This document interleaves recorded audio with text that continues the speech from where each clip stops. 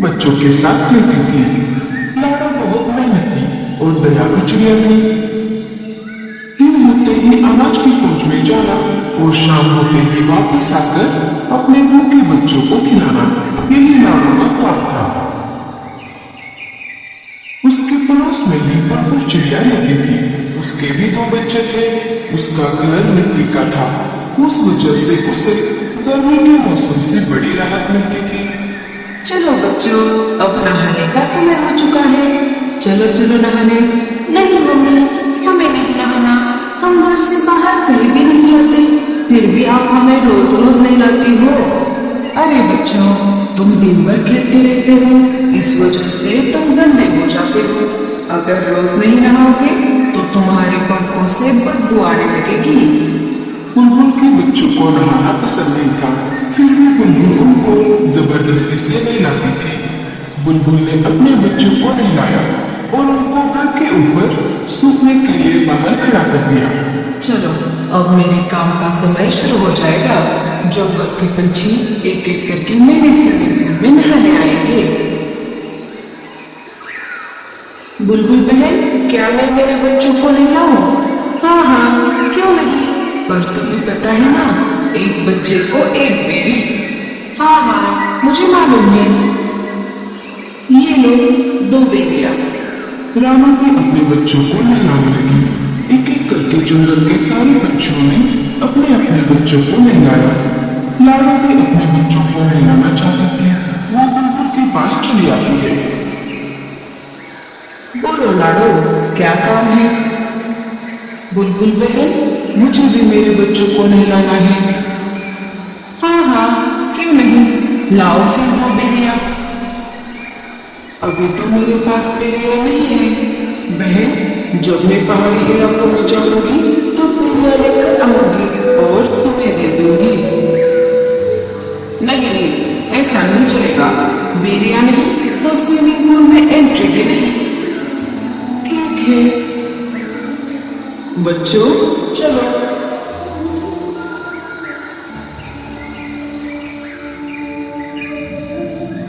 माँ, हमें भी बुलबुल आंटी के स्विमिंग पूल में नहाना है। लाडो ने बच्चों को समझाते हुए कहा। नहीं बच्चों, हम नहाने के लिए नदी में जाएंगे। वहाँ का पानी साफ सुथरा है। लाडो अपने बच्चों को स्विमिंग पूल में नहलाना चाहती थी। बेचारी लाडो कर भी कह सकती थी।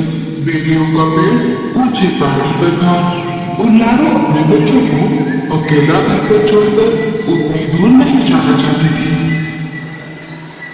वो अपने बच्चों को लेकर नदी पर आ जाती है और एक एक करके उनको नदी के पानी में नहलाती है।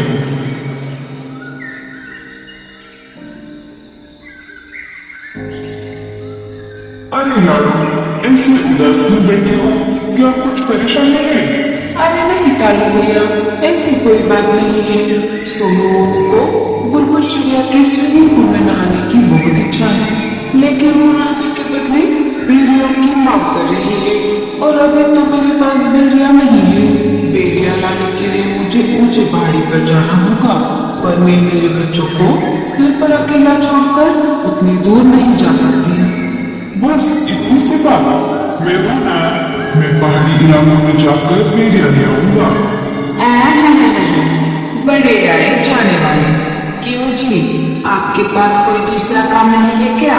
ना बीवी है ना बच्चे। आप एक काम करो, सारे बच्चों के काम फोकट में करो। अरे गोरी, मैं तो ऐसे ही कह रहा था। मैं पहाड़ी इलाकों में जाता रहता हूँ ना, इसीलिए मैंने ऐसा कहा। तुम भी ना गोरी। बहुत दिनों से जग्गू सेब मांग रहा है, क्या आपने ला कर दिया? कोई जरूरत नहीं है किसी की मदद करने की। अब सीधा मेरे साथ घर चलो। कालू कौवा वहां से चला जाता है। मम्मी, मुझे भी स्विमिंग पूल में नहाना है। अरे जग्गू, तुझे नहाने की कोई जरूरत नहीं है, तू तो वैसे भी साफ सुथरा है। लाडो उदास बैठी थी कि तभी वहां पर बूढ़ा कौवा आ जाता है। बूढ़े ने सारी बात सुनी थी। लाडो, तुम परेशान क्यों होती हो? मैंने अभी अभी सब सुन लिया है। तुम एक काम क्यों नहीं करती? मैं तुम्हारे बच्चों की देखभाल करता हूँ। तुम पहाड़ी इलाकों में जाकर बेरिया लेकर आओ। लाडो को पूरे पर बिल्कुल भी भरोसा नहीं था, लेकिन उसे बच्चों को स्विमिंग पूल में नहलाना भी था। फिर भी लाडो ने पूरे से पूछा, लेकिन तुम मेरी मदद क्यों कर रहे हो? अरे मैं भी बहुत दिनों से बेरिया खाने की सोच रहा हूँ। तुम आते समय मेरे लिए भी बेरिया लेकर आना। अच्छा ठीक है, तो मैं चलती हूँ। तुम मेरे बच्चों का ध्यान रखना। लाडो बेरिया लाने के लिए पहाड़ी इलाकों की ओर चल पड़ती है। अरे वाह, ये तो बहुत अच्छा हुआ। मुझे पता चला है पहाड़ी इलाकों से हमारे जंगल की ओर तेज तूफान आ रहा है। मुझे नहीं लगता कि लाडो उस तेज तूफान में बच पाएगी। फिर मैं इन दो बच्चों को घर से बाहर फेंक दूंगा। लाडो के जाते ही बूढ़ा बच्चों को घोंसले से बाहर निकाल देता है और घोंसले का दरवाजा लगा देता है। बच्चे अपनी माँ की याद में रोने लगते हैं। इधर लाडो जैसे तैसे करके आगे बढ़ती रही। वैसे ही तेज हवा भी बढ़ने लगी। लगता है इस तेज तूफान में मैं उड़ नहीं पाऊंगी। लाडो चिड़िया हार मानने वालों में से नहीं थी।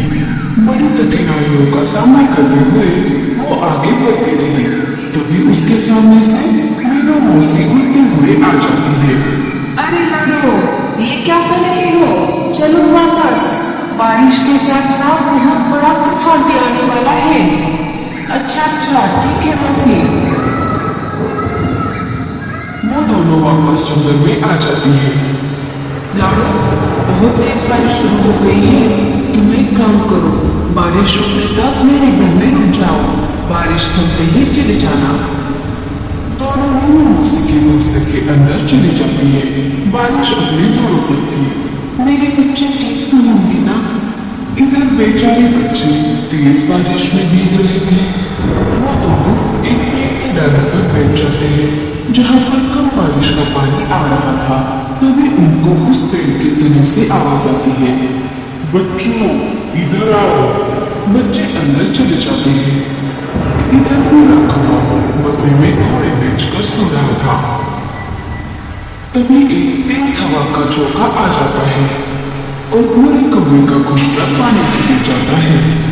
पूरा घर का दरवाजा खोल नहीं पाता और वो डूब जाता है। थोड़ी देर बाद बारिश कम हो जाती है। लाडो वापस अपने बच्चों को देखने उसके घोंसले की तरफ आ जाती है और देखती है तो क्या, उसका घोंसला तो वहां पर नहीं था। वो सब तरफ खोज करने लगती है। तभी उसे बुलबुल चिड़िया मिट्टी में दबी हुई दिखाई देती है। लाडो, लाडो, मुझे बचाओ। मेरा मिट्टी का घर बारिश में गल गया और मैं मिट्टी में धंस गई। अपनी जान की परवाह न करते हुए लाडो बुलबुल चिड़िया को गीली मिट्टी से बाहर निकालती है। लाडो, मुझे माफ कर दो, मैंने तुम्हारे साथ बहुत बुरा बर्ताव किया। लाडो बुलबुल को कुछ न बोलते हुए अपने बच्चों को खोजने लगी। तभी पेड़ के तने से बच्चे बाहर आ गए और अपनी माँ को पुकारने लगे, माँ, माँ हम यहाँ पर हैं। लाडो अपने बच्चों को देखकर बहुत खुश हो गई। अरे मेरे बच्चों, तुम कहाँ पर गए थे? माँ, आपके जाते ही उस बुरे अंकल ने हमें घर से बाहर